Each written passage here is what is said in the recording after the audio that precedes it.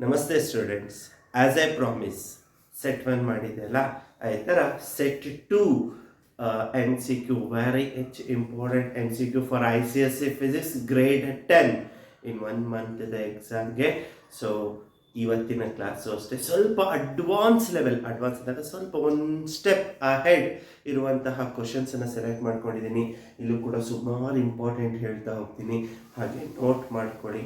So let start. Time waste ಮಾಡೋದು ಬೇಡ, ತುಂಬ ಶಾರ್ಟ್ ಡ್ಯೂರೇಷನ್ ಇದೆ, ಕ್ವಿಕ್ ರಿವಿಷನ್ ಥರ ಕಲಿತ್ಬೇಡ. So it is set 2. Set 1ನಲ್ಲಿ ಏನು ಡೌಟ್ ಇಲ್ಲ ಅಂತ ಅನ್ಕೋತೀನಿ, ಹಾಗಾಗಿ ಸೆಟ್ 2ನ ಶುರು ಮಾಡಬೇಡ. ಸುಮ್ಮನೆ ಹೆಸರಿಗಷ್ಟೇ ಎಮ್ ಸಿ ಕ್ಯೂ, ಬಟ್ ಅಷ್ಟಕ್ಕೂ ಎಕ್ಸ್ಪ್ಲನೇಷನ್ ನಾನು ಕೊಡ್ತೀನಿ.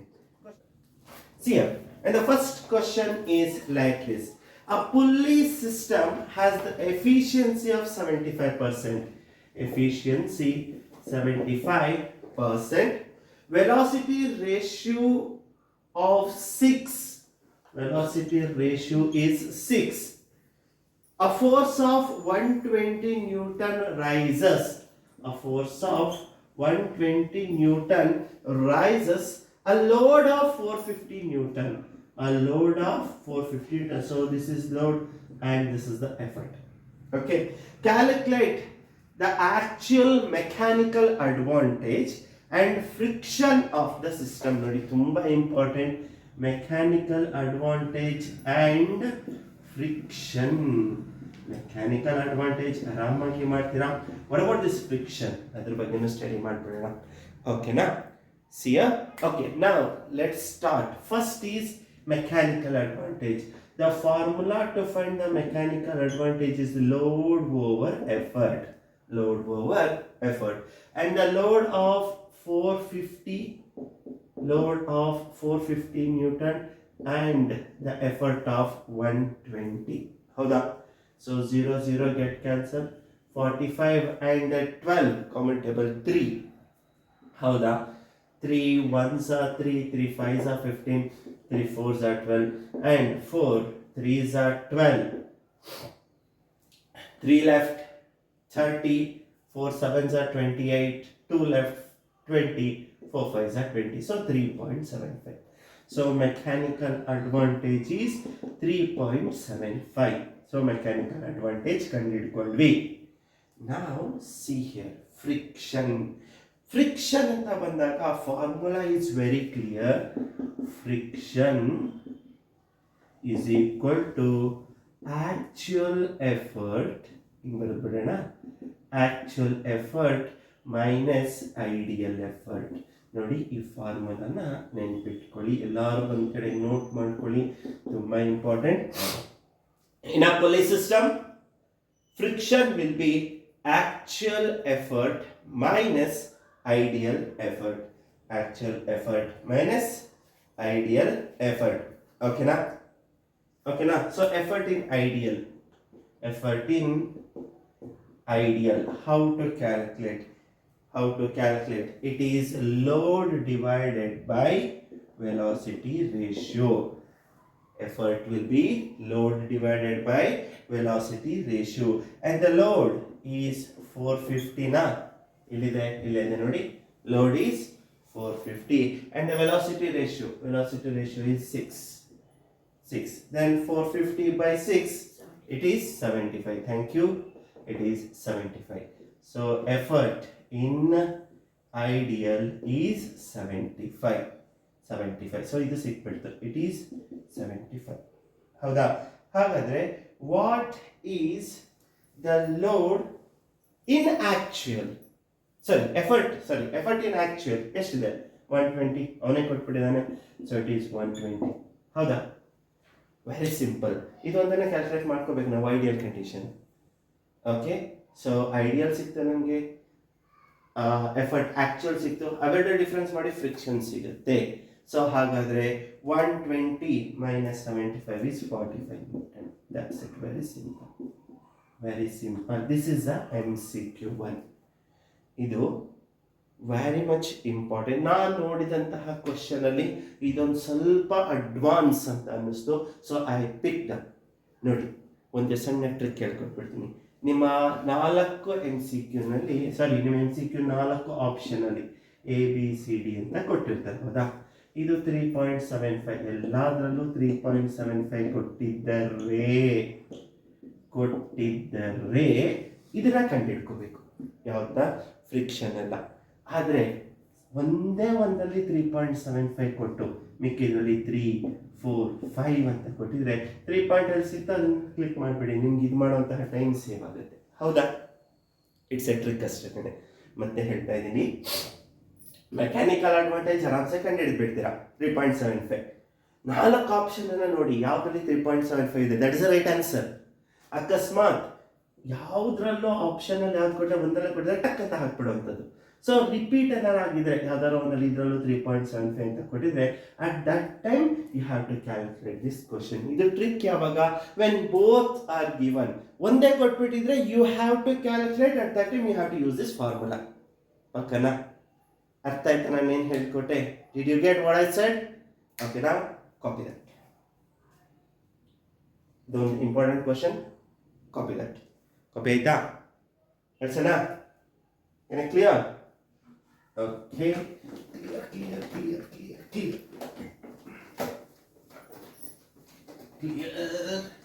ಪಕ್ಕ ಕ್ಲಿಯರ್ ಆಯ್ತಾ? Now go to the next question. The question is like this: two lengths of the power 3.5d minus 2.5d. P1 3.5d, P2 is minus 2.5d. It is given are placed in contact. An object is placed at 30 centimeters from the combination. Calculate the position nature of the final image. Object is placed. U is minus 30 centimeter. It is fixed. U value minus 30 centimeter ಇರುತ್ತೆ, because it is fixed. ನೋಡಿ, ಇದು ಯಾವ ತರ ಇದೆ? Plus ಅಂತ ಇದೆ ಅಂದ್ರೆ convex, minus ಅಂತ ಇದೆ ಅಂದ್ರೆ ಕಾನ್ಕೇವ್. ಏನ್ ಮಾಡಿದ್ದಾರೆ? ಎರಡನ್ನ ಜಾಯಿನ್ ಮಾಡಿಬಿಟ್ಟಿದ್ದಾರೆ. So I am not a good art teacher. Try ಮಾಡ್ತೀನಿ ಬರೀಲಿಕ್ಕೆ. ನೋಡ್ರ, ಈ ತರ ಇದೆ. ಓಕೆ, ಸೊ ಇದರದೆಷ್ಟಿದೆ? It is 3.5d plus side, ಇದ್ರದ್ದು minus 2.5d. ಹೌದಾ? ಅವೆರಡನ್ನ ಜಾಯಿನ್ ಮಾಡಿದ್ದಾರೆ. ಸೊ ಜಾಯಿನ್ ಮಾಡಿದಾಗ ಆಬ್ಜೆಕ್ಟ್ 30 ಸೆಂಟಿಮೀಟರ್ ಇದೆ. ಇಲ್ಲೆಲ್ಲೋ ಇದೆ ಆಬ್ಜೆಕ್ಟ್. ಸೊ ಇದಂದ್ರೆ ಆಬ್ಜೆಕ್ಟ್ ಇಲ್ಲಿದೆ, ಇಲ್ಲಿಂದ ಇಲ್ಲಿಗೆ ಮಧ್ಯೆ ಎಷ್ಟಿದೆ? 30 ಸೆಂಟಿಮೀಟರ್ ಇದೆ. ಹೌದಾ? This is the diagram. Now you have to calculate where the image is gonna form. First condition and nature position ಅನ್ನ ಕೇಳಿದ್ದಾರೆ. ಸೊ ಸುಲಭ ಮಾಡಬಹುದು. First calculate what is the total power. Total ಅಂತ ಏನ್ ಮಾಡಬೇಕು? ಆಡ್ ಮಾಡೋಣ. That's it. Power P will be equal to P1 plus P2.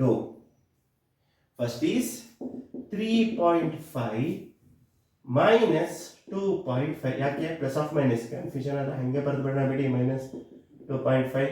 So 3.5 minus 2.5. 3.5 ನ 2.5 ಹೋದ್ರೆ 1. So P is equal to 1 diopter. This is the total power. Now to calculate V value ನ calculate ಮಾಡಬೇಕಾದಾಗ we must know the value of F. ಹೌದಾ? F ಗೊತ್ತು, U ಗೊತ್ತು, V ಕಂಡುಹಿಡಿಬಹುದು. ಹಾಗಾದ್ರೆ F value ಕಂಡುಹಿಡಿಯೋಣ. So we know the formula. Power is inversely proportional to the focal length, and this focal length is inversely proportional to the power. So it is 1/1. It is 1 meter. Don't get confused. Power SI unit ಇದೆ, focal length ಕೂಡ 1 meter ಇರುತ್ತೆ. Nothing but 100 centimeter. ಹೌದಾ? ಯಾಕೆ? ಇಲ್ಲಿ you value centimetre ಕೊಟ್ಟೋದ್ರಿಂದ ನಾವು ಇಲ್ಲಿ F ವ್ಯಾಲ್ಯೂನ ಯಾಕೆ ಬರ್ಕೋಬೇಕು? ಸೆಂಟಿಮೀಟರ್ಲಿ ಬರ್ಕೋಬೇಕು. So ಇಲ್ಲಿ ತನಕ ಕ್ಲಿಯರಾ? ಇಲ್ಲಿ ಬರ್ಕೊಂಡ್ಬಿಡೋಣ. U is minus 30 centimeter. F is concave plus ಬರುತ್ತೆ, ಎರಡು ಪ್ಲಸ್ ಆಯ್ತಲ್ವಾ? It is plus 100 centimeter. Then V value is question mark. ಹೌದಾ? ಶೋರಾ? ಹಾಗಾದ್ರೆ ನೆಕ್ಸ್ಟ್ ಫಾರ್ಮುಲಾ ಹಾಕೋದು, ಸಬ್ಸ್ಟಿಟ್ಯೂಷನ್ ಮಾಡೋದು, ಬರೆಯೋದಷ್ಟೇ. ಫಾರ್ಮುಲಾ ಎಲ್ಲ ಬರೆದ್ಬಿಡ್ಲಾ? ಕಾಣಿಸ್ತಾ ಇದೆಯಾ? ಯಾವುದು ಕವರ್ ಆಗಿಲ್ಲ ಅಂತ ಅನ್ಕೋತೀನಿ. ಕಾಣಿಸ್ತಾ ಇದೆ. 1/f is 1/v minus 1/u. ಹಾಗಾದ್ರೆ ಇಲ್ಲಿ ಬರೆದ್ಬಿಡೋಣ. 1 divided by 100 is 1/v minus of minus 1 by 30. ನೋಡಿ ಕನ್ಫ್ಯೂಷನ್ ಆಗಬಾರ್ದು. This is V. Minus of minus. One is formula, another one is the equation. Minus and minus is plus. 1 by 100 is 1 by V plus 1 by 30. Plus 1 by 30 equals in our side ಕಳ್ಸೋಣ. So 1 by 100 minus 1 by 30 is 1 by V. ಏನು ಮಾಡಲ್ಲ, ಇದನ್ನ ಆ ಕಡೆ ಕಳಿಸಿದ್ದೀನಿ ಅಷ್ಟೇ. Now regular calculation. 1 by V is equal to 100 to 30, 300 LCM. So 100 3s are 30 hundreds. Sorry.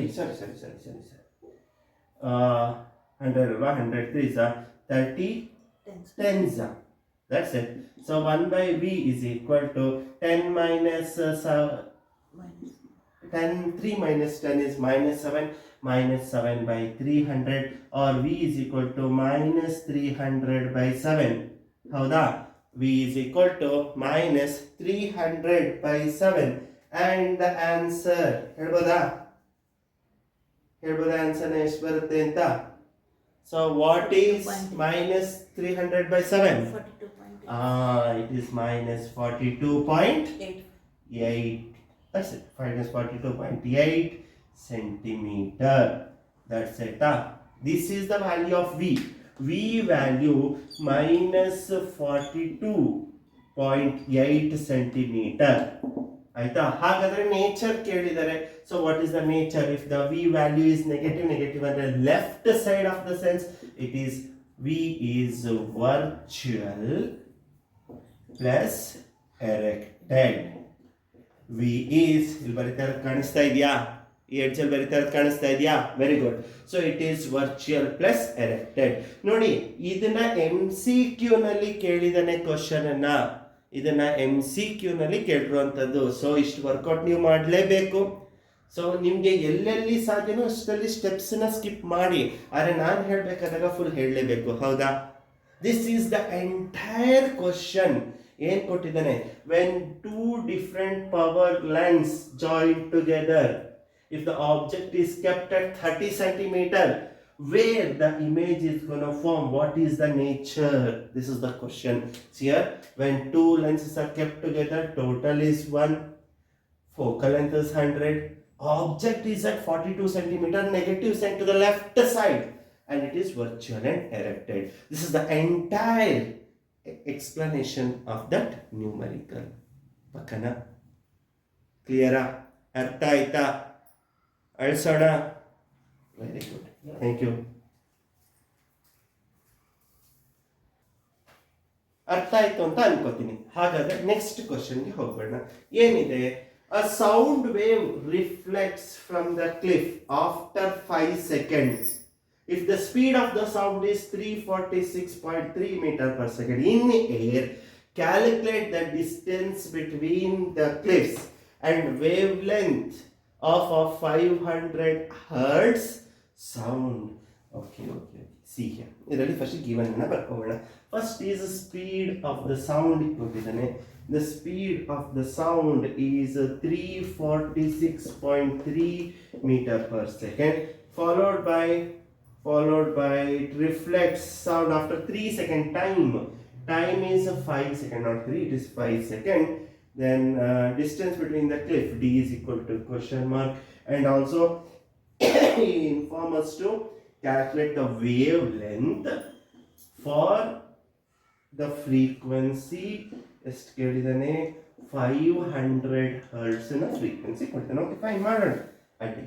ನಾವು see here reflection ಅಂತ ಬಂದಾಗ formula D is equal to VT by 2. Distance ಅಂತ ಫಾರ್ಮುಲಾ ಬಂದಾಗ D is equal to VT by 2, and the numbers are like this: 346.3 into 5 divided by 2. Now see here, 2.5 times. So it is 346.3 into 2.5. 346.3 into 2.5, and the answer is 865.75. Thank you. 865.75. Thank you, meter. That's it. That's it. ಆಪ್ಷನಲ್ಲಿ number ಸಿಕ್ಬಿಟ್ರೆ ಪಟ್ ಅಂತ ಹಾಕ್ಬಿಡಿ. MCQ ಅಲ್ವಾ question ಇದು, 2 ಮಾರ್ಕ್ಸಿಗೆ ಕೇಳಿದ್ರೆ ಯೋಚನೆ ಮಾಡೋಣ. ಸೊ ಫ್ರೀಕ್ವೆನ್ಸಿ ಕಂಡುಹಿಡಿಬೇಕು. ಬಟ್ ನಿಮಗೆ ಇಷ್ಟು ಗೊತ್ತಿದ್ರೆ ಸಾಕು. 865.75 ಎಲ್ಲಿ ಸಿಕ್ತು ಪಟ್ ಅಂತ ಹಾಕ್ಬಿಡಿ, ಆಯ್ತಾ. ಸೊ ಸಿಗ್ಲಿಲ್ಲ ಸರ್ ಅಥವಾ ಬರೀ ಫ್ರೀಕ್ವೆನ್ಸಿನೇ ಕೇಳಿದ್ರು, ಹೇಗೆ ಮಾಡೋಣ? Very simple. V know the formula. V is equal to F lambda. V equals F lambda. So ನಾವೇನು ಕಟ್ಬೇಕು? Lambda. Lambda is equal to V by F. V ಎಷ್ಟಿದೆಯಪ್ಪ? 346.3. ಹೌದಾ? 346.3 ಡಿವೈಡೆಡ್ ಬೈ F ವ್ಯಾಲ್ಯೂ 500 ಕೊಟ್ಟಿದ್ದಾನೆ. So ನಿಧಾನಕ್ಕೆ calculation ಮಾಡಿ. 346.3 divided by 5. 100. Yeah, and the answer is 0.6926. We are calculating lambda. It is meter. Thank you for your answer. So like this you should solve. ನೋಡಿ, ಈ question ನ MCQ ಕೊಟ್ರೆ ಇದು ನೋಡ್ತಿದ್ದಂಗೆನ answer ಮಾಡಬೇಡಿ. So descriptive ಅಲ್ಲಿ ಏನಾದ್ರು 2 ಮಾರ್ಕ್ಸ್ಗೆ ಕೊಟ್ಟ ಫುಲ್ ಸಾಲ್ವ್ ಮಾಡಬೇಕು. ಸೊ ಹಾಗಾದ್ರೆ ನಿಮಗೆ ಕೇರ್ಫುಲ್ ಆಗಿ ಸಾಲ್ವ್ ಮಾಡಕ್ಕೆ ಬರಬೇಕು. That's it. ಕ್ಲಿಯರಾ? ಕ್ವಶನ್ ಕ್ಲಿಯರಾ? ಏನೋ ಡೌಟ್ ಇಲ್ಲ? ಪಕ್ಕಾ? ಓಕೆ, ಕಾಪಿ ಮಾಡ್ಕೊಂಡ್ರಾ? ಅಳ್ಸೋಣ? Okay,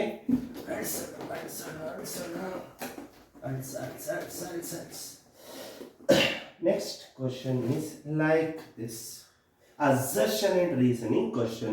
A sky appears black to an astronaut in a deep space. Rayleigh scattering, this is assertion 1. For that reason is like this. Rayleigh scattering is inversely proportional to the 4th power.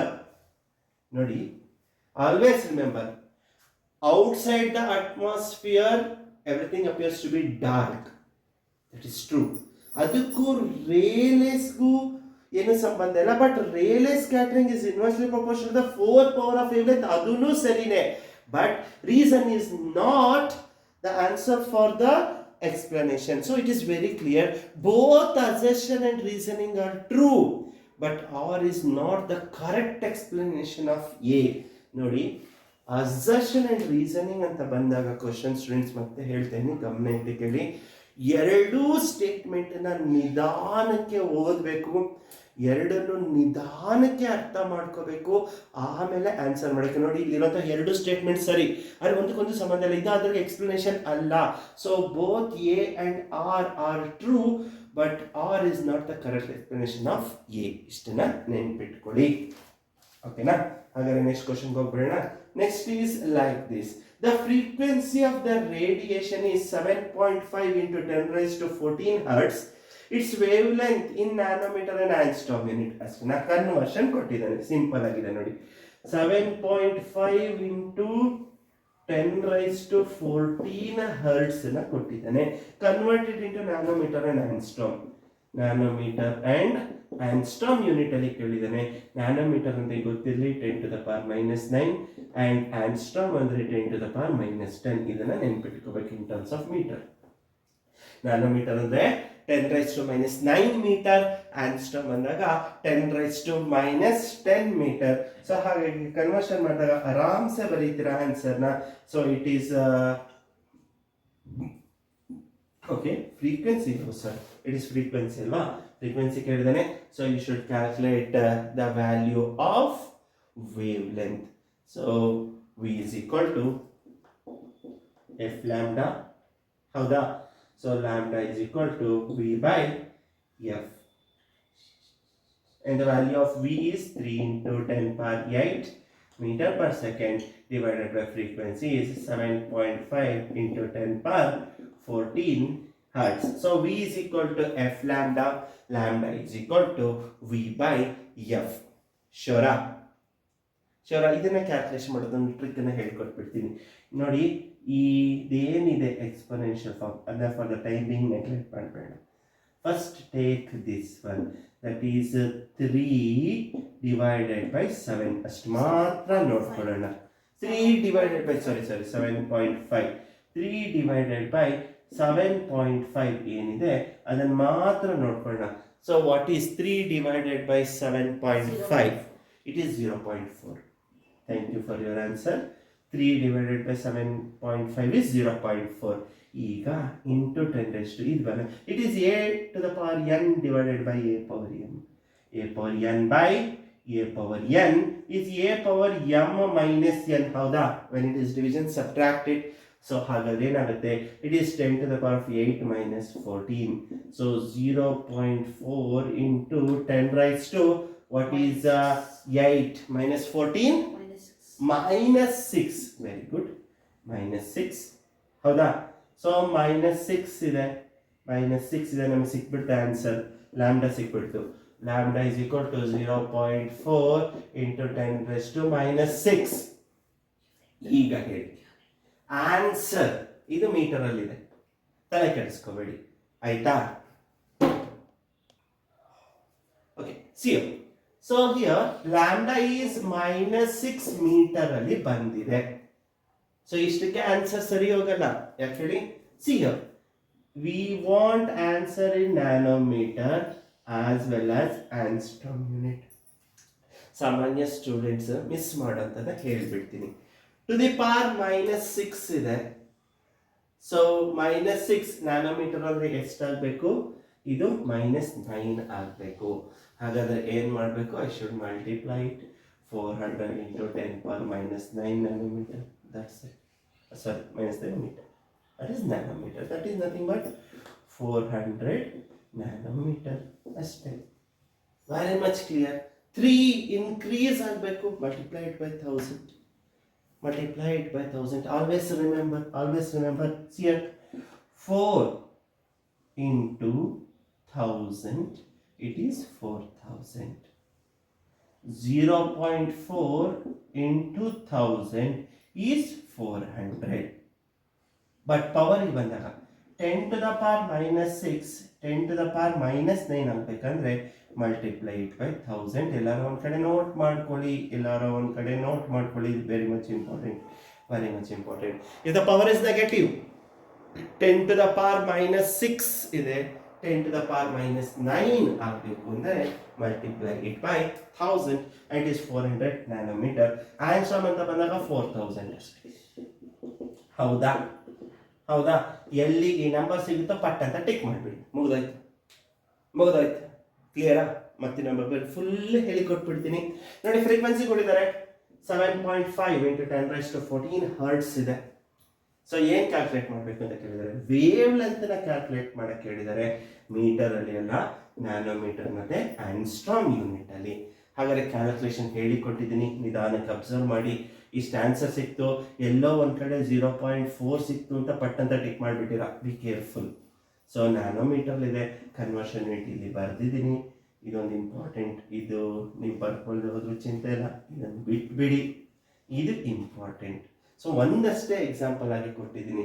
So if you want to write 10 to the power minus 6 as 10 to the power minus 9, multiply it by 1000 ಇಂದ multiply ಮಾಡಿದ್ರೆ 10 to the power minus 6 changes to 10 to the power minus 9. ಯಾಕೆ ಮತ್ತೆ stress out ಮಾಡಿ ಹೇಳ್ತಾ ಇದ್ದೀನಿ, important one. ಈ conversion ಮರ್ತು ಬಿಡ್ತೀರಾ. ಹಂಗೆ ಮಾಡಿದಾಗ ನಿಮಗೆ 400 ನ್ಯಾನೋಮೀಟರ್ ಬರುತ್ತೆ. ಆಂಗ್ಸ್ಟ್ರಾಮ್ ಬೇಕು ಅಂದರೆ -10. ಸೊ 3 ಜಾಸ್ತಿ ಆದಾಗ 1000 ಇಂದ ಮಲ್ಟಿಪ್ಲೈ ಮಾಡಿದ್ದೀರಾ. 4 ನಂಬರ್ಸ್ ಜಾಸ್ತಿ ಆಗಬೇಕಾದ್ರೆ 10,000 ಇಂದ ಮಲ್ಟಿಪ್ಲೈ ಮಾಡ್ತೀರಾ. That becomes 4000 angstrom unit. ಕ್ಲಿಯರಾ? ಎರೇಸ್ ಮಾಡೋಣ. ಕಾಪಿ ಮಾಡ್ಕೊಳ್ರಾ? That's it. Okay, so clear.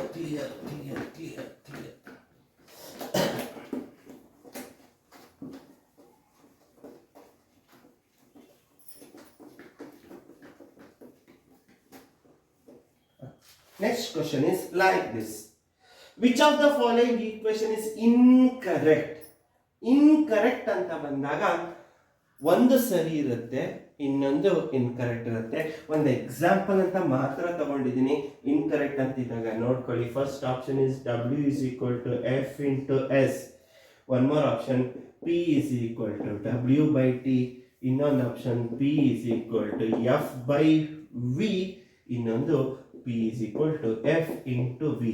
Sir ಯಾಕೆ ತಗೊಂಡ್ರೆ ಸಿಂಪಲ್ ಆಗಿತ್ತು ಅಂತ ನೀವು ಹೇಳ್ಬೋದು, ಬಟ್ ಸ್ಟಿಲ್ ತಗೊಂಡಿದ್ದೀನಿ, ಒಂದನ್ನ ಮಾಡಿ ತೋರಿಸ್ತೀನಿ. ಸೊ ನೆಕ್ಸ್ಟ್ ಒನ್ ನೀವಾಗೆ ಸಾಲ್ವ್ ಮಾಡ್ಕೋಬಹುದು.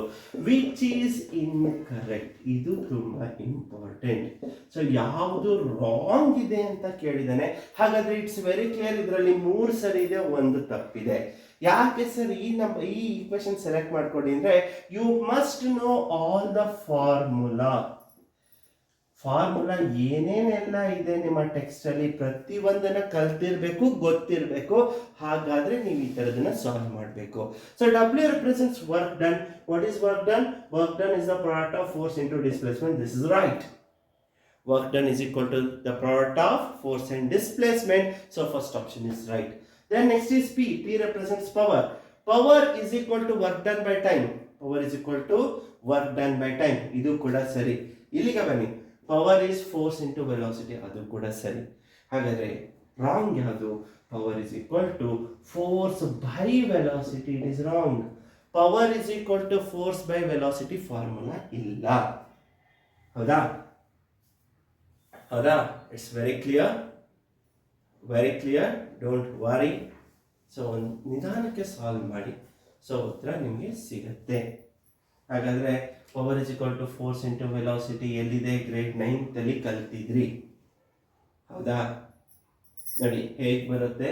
It's very clear. Force is M into A, velocity displacement by time ಎಲ್ಲ ಕ್ಯಾಲ್ಕುಲೇಟ್ ಮಾಡಿದಾಗ ನಿಮಗೆ ಫೋರ್ಸ್ ಬರುತ್ತೆ. ಸೊ ಈ ಫಾರ್ಮುಲಾ ಒಂದು ನೆನ್ಪಿಟ್ಕೊಳ್ಳಿ. ಇದು ಗ್ರೇಡ್ 9th ಅಲ್ಲಿ ಇರುವಂಥದ್ದು, 10th ಅಲ್ಲಿ ವರ್ಕ್ ಪವರ್ ಎನರ್ಜಿನಲ್ಲಿ ಯೂಸ್ ಮಾಡ್ತೀರಾ. So this is not there, be careful. Once you know all the formula, ಇದೆಲ್ಲ ವೆರಿ ಸಿಂಪಲ್, 1 ನಿಮಿಷದಲ್ಲಿ ಆನ್ಸರ್ನ ಮಾಡುವಂತಹ ಕ್ವಶನ್ಸ್. ಸೊ ಕ್ಲಿಯರ್ ಮಾಡಲಾಗ ಇನ್ನ. ಸೊ ಇದೇನು ಜಾಸ್ತಿ ಸ್ಟ್ರೆಸ್ ಬೇಡ, ಹಾಗಾಗಿ ಸ್ವಲ್ಪ ತಲೆ ತಿನ್ನುವಂತಹ ಕ್ವಶನ್ ಇದೆಯಾ? ಇಲ್ಲ, ಸಿಂಪಲ್ ಇದೆ. The mass of the helium nucleus is equal to the mass of a helium. Helium ಅಂತ ಬಂದಾಗ 2He4. ತುಂಬಾ ಕೆಮಿಸ್ಟ್ರಿ ಬೇಡ, ಸಿಂಪಲ್ ಫಿಸಿಕ್ಸ್ ಸಾಕು. 2He4, 2 ಮತ್ತೆ 4 ಇಸ್ ಇಂಪಾರ್ಟೆಂಟ್. ಯಾಕೆ ಅಂತಂದ್ರೆ ಅಲ್ಲಿ ಕೇಳಿದ್ದಾರೆ. So the mass of a helium nucleus is equal to mass of 1 proton, 2 protons, 3 protons, 4 protons ಅಂತ ಕ್ವಶನ್ ಕೇಳಿದ್ದಾರೆ. So obviously 4 protons. ನೋಡಿ ಇದರಲ್ಲಿ ಏನೇ ಎಕ್ಸ್ಟ್ರಾ ಸ್ಟ್ರೆಸ್ ಔಟ್ ಮಾಡಿ 2He4, ಹೀಲಿಯಂ 4 ಬರುತ್ತೆ. So mass 4 times of the protons ಅಷ್ಟೇ. ಹಂಗಂದ್ರೆ ಇದನ್ನು ಕೂಡ ನೆನ್ಪಿಟ್ಕೋಬೇಕು. ಇದೆಲ್ಲ ನೆನ್ಪಿಟ್ಕೊಂಡಿರ್ತಾರ ಬಿಡಿ. So not a big issue. Next ಬರುವಂಥದ್ದು ನೋಡಿ. For 10 degree rise in temperature, which will require more heat? 1 gram of water at 0 degree, 1 gram of ice at 0 degree. ನೋಡಿ 10 degree change ಅಂದ್ರೆ ಡೆಲ್ಟಾ ಟಿ 10 degree ಬರಬೇಕು ಅಂತಂದ್ರೆ ಯಾವುದಕ್ಕೆ ಜಾಸ್ತಿ heat energy ಬೇಕು? 1 gram water at 0 degree ನಾ, ಅಥವಾ 1 gram ice at 0 degree ನಾ? ಸಾಮಾನ್ಯ ತಪ್ಪು ಕಲ್ಪನೆ ಅಥವಾ misguidance or misunderstanding ಆಗಿ ಐಸಿಗೆ ಜಾಸ್ತಿ ಬೇಕು ಅಂತ ಹಾಕ್ಬಿಡ್ತೀರಾ. ತಪ್ಪು. ನಿಮ್ಮ ಆಲೋಚನೆನಲ್ಲಿ ಅಥವಾ ನಿಮ್ಮ ಥಾಟ್ ಅಲ್ಲಿ ಐಸ್ ತುಂಬಾ ಕೂಲ್ ಆಗಿರುತ್ತೆ, ಅದಕ್ಕೆ ಹೀಟ್ ಎನರ್ಜಿ ಜಾಸ್ತಿ ಬೇಕು 10 degree ಚೇಂಜ್ ಆಗಿ. No, you are wrong, absolutely wrong. Water is the right answer. ಯಾಕೆ? The specific heat capacity of the water is 4.2 joule per gram per Kelvin. 4.2 joule per gram Kelvin. ಹೌದಾ? ಆದ್ರೆ ice ದೆಷ್ಟು? ಇದು water. Ice just 2.1 joule per gram per Kelvin. Means ನನ್ನ ಹತ್ರ ಒಂದು ice ಇದೆ, ಅದರ 10 degree ಟೆಂಪರೇಚರ್ನ rice ಮಾಡಬೇಕು, ಅಥವಾ 1 degree ಟೆಂಪರೇಚರ್ ರೈಸ್ ಮಾಡಬೇಕಂದ್ರೆ ನಾನು 2.1 ಜೂಲ್ ಪರ್ ಗ್ರಾಮ್ ಪರ್ ಕೆಲ್ವಿನ್ ಹಾಕಿದ್ರೆ ಸಾಕು 1 ಗ್ರಾಮ್ ಐಸ್ಗೆ.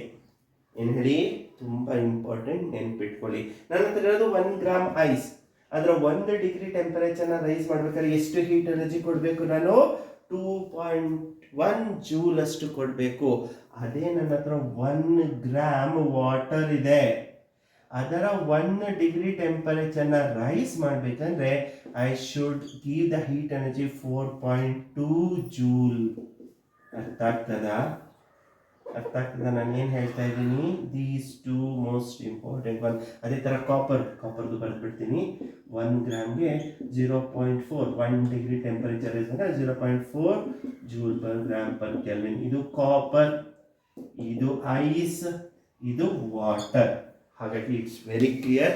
ಈ ಮೂರಲ್ಲೂ ಸ್ಪೆಸಿಫಿಕ್ ಹೀಟ್ ಕೆಪಾಸಿಟಿ ವಾಟರ್ ಜಾಸ್ತಿ. ಹಾಗಾದ್ರೆ ಇದಕ್ಕೆ correct answer is water. Don't get confuse. It is not ice, it is water. ಅರ್ಥ ಆಯ್ತಾ? ಕ್ಲಿಯರಾ? ನೋಟ್ ಮಾಡ್ಕೊಂಡ್ರ ಈ ನಂಬರ್ಸನ್ನ? ಅಳಿಸೋಣ ಬೋರ್ಡ್ನ. That's it. ಅಳಿಸೋಣ. Okay, thank you.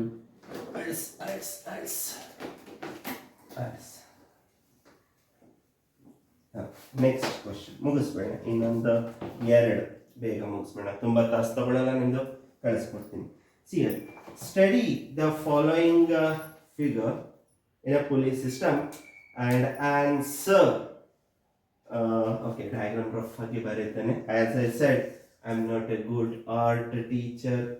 ಸ್ವಲ್ಪ ರಫ್ ಆಗಿ ಬರೀತೇನೆ, ಅಡ್ಜಸ್ಟ್ ಮಾಡ್ಕೊಳ್ಳಿ. ಓಕೆನಾ? ಸೊ ಇಲ್ಲೊಂದು ಹುಕ್, ಇಲ್ಲೊಂದು ಪುಲಿ. ಓಕೆ, ಒಂದು ಹುಕ್ಕು, ಇಲ್ಲೊಂದು ಪುಲಿ. ಇಲ್ಲಿ ಹತ್ತಿರ ಬರೆಯುವ. ಇದು ಪುಲಿ, ಇಲ್ಲಿಗೆ ಒಂದು ಸರ್ಕಲ್, ಒಂದು ಹುಕ್, ಮತ್ತು ಇಲ್ಲೊಂದು ಪುಲಿ. ಇದು ಒಂದು ಪುಲಿ, ಇದಕ್ಕೆ ಒಂದು ಹುಕ್. ಇದು ಈ ಥರ ಇದೆ back. So one fixed pulley, this is one fixed pulley. Rest of the two are movable pulley with the load here. Now the question is, if the load moves by 2 meter, if the load and the displacement of the load is 2 meter, if the displacement of the load is 2 meter, then the effort moves how much? Tumba important question ide nodi. It's the most important one. See, in this type of pulley system, effort is here. So effort is here. So if the displacement of the load by 2 meter, ಇಲ್ಲಿ load 2 meter ಅಂದ್ರೆ effort ಎಷ್ಟು ಆಗುತ್ತೆ ಅನ್ನೋದನ್ನ ನೀವು calculation ಅನ್ನ ಮಾಡಬೇಕಾದಂತಹ ಪರಿಸ್ಥಿತಿ. ಓಕೆನಾ? Then how to calculate? First calculate velocity ratio. Okay, so how to calculate velocity ratio? ಹೇಳ್ತೀರಾ? Okay, so velocity ratio is displacement of the effort divided by displacement of the load. So ಇಲ್ಲಿ velocity ratio ಕೊಟ್ಟಿಲ್ಲ. Question ಕೊಟ್ಟಿದ್ದಾರೆ, ನೋಡೋಣ. Study the following pulley system diagram. So fixed pulley with the string. So it is not given. So ಹಾಗಾದ್ರೆ ಈ ಸಿಸ್ಟಮ್ದು velocity ratio ಎಷ್ಟು ಬರುತ್ತೆ? Okay, this system is velocity ratio is 4. It's very clear. ಹಾಗಾದ್ರೆ next continuation is, it is DE is equal to 4 into 2, it is 8 meter. It is 4 into 2, which is 8 meter. Okay, na? Clear? That's it. ನೋಡಿ, ಏನು confusion ಇಲ್ವಾ? So ಈ velocity ratio 4 ಹೇಗೆ ಬಂತು ಅಂತ ಗೊತ್ತಲ್ವಾ? Okay, ಗೊತ್ತಿಲ್ಲ ಅಂದರೆ ಹೇಳಿಕೊಟ್ಬಿಡ್ತೀನಿ. ನೋಡಿ, see how many stands is supporting the load and how many stand is supporting the effort. So ideal condition first ಹೇಳಿಕೊಡ್ಬೇಕು ನಿಮಗೆ. You know the ideal condition. So mechanical advantage is, see here, 1, 2, 3, 4. How many times or how many tension is supporting the load? 4 tension is supporting the load. And how many tension is supporting the effort? 1 tension is supporting the effort. I repeat one more time. 1, 2, 3, 4. 4 tension is supporting the load and 1 tension is supporting the effort. Then the mechanical advantage is 4. Mechanical advantage is equal to 4 in an ideal condition. Velocity ratio will also be equal to 4. So, ಇದರಲ್ಲಿ clear ಆಗಿ ಹೇಳ್ಬಿಡ್ತೀನಿ. Based on this one, you can say the velocity ratio is 4. So apply this velocity ratio here and you will get the value of displacement of the effort. ಈಗ clear ಆಗಿ ಅರ್ಥ ಆಯ್ತಾ ಹೇಗೆ ಅಂತ? That's it. Copy that. Okay, ಹಾಗಾದ್ರೆ last question, ಒಂದು light ಚಾಪ್ಟರ್ದು ಒಂದು question ಮಾಡಿಬಿಡೋಣ ಈಸಿಯಾಗಿ. ಲೈಟ್ ಚಾಪ್ಟರ್ದು ಟೋಟಲ್ ಇಂಟರ್ನಲ್ ರಿಫ್ಲೆಕ್ಷನ್ ಒಂದು ಡಯಾಗ್ರಾಮ್ ಬೇಸ್ಡ್ ಕ್ವಶನ್ ಕೊಟ್ಟಿದ್ದಾನೆ. ಸೊ ಹೀಗೆ ಒಂದು ಉಂಟು, ಓಕೆನಾ? So normal, incident ray, reflected ray, 48 degree. So this is incident ray. So this is entire, it is glass, and here it will be air obviously. So this is a reflected ray, and here one more, it is given a ray emerges in emergent ray, right? Emerges ಅಂತ ಕೊಡೋಣ, emerges.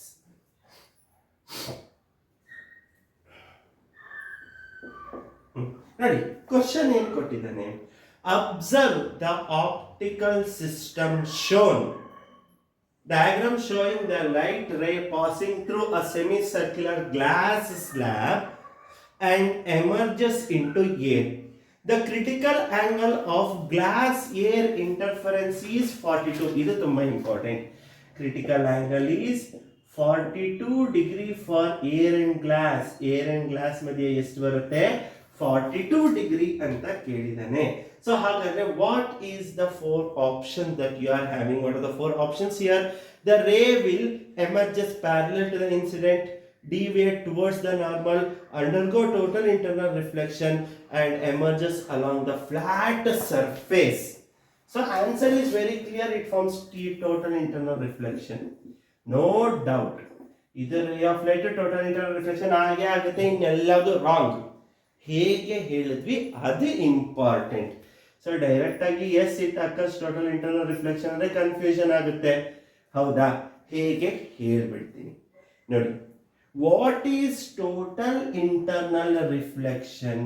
When a ray of light passes from denser medium to rarer medium and the angle of incidence is greater than critical angle, then the ray of light bends back to the same medium or reflect back to the same medium. That process is called as total internal reflection. ನೋಡಿ ಇಲ್ಲಿ glass, ಇಲ್ಲಿ air ಉಂಟು, ಎಲ್ಲಿಗೆ ಹೋಗ್ತಾ ಇದೆ ಗ್ಲಾಸಿನ?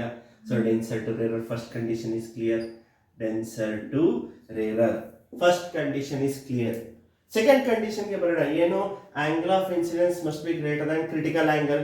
So critical angle 42 degree ಇದೆ, ಇಲ್ಲಿ ಆಂಗಲ್ ಆಫ್ ಇನ್ಸಿಡೆನ್ಸ್ 48 ಇದೆ. So here i greater than c. ಎರಡನೇ ಕಂಡೀಷನ್ ಸ್ಯಾಟಿಸ್ಫೈ ಆಗೋಗ್ಬಿಡ್ತು. That's why it occurs total internal reflection. ಬಾರದು ಬಿಸಾಕಿ, ಜಸ್ಟ್ ಒನ್ ಸ್ಟೆಪ್ ಕಟ್ ಅಂತ ಬರೆಯುವಂಥದ್ದು. So angle of incidence is greater than critical angle and the ray of light is passing from denser medium to rarer medium. Obviously it bounces back or reflects back. So total internal reflection occur agoytu. That's it. Clear? Nodi, I tried my level best to clear all the doubts what you are going to have. Okay, if no doubts whatever is there, please comment me so that future alli bere yadara question select ಮಾಡಿ ಮಾಡಬೇಕಂದ್ರೆ it will gonna help me. Thanks for watching. If you have not subscribed, please subscribe to Suman Tutorial. Bye bye. Take care.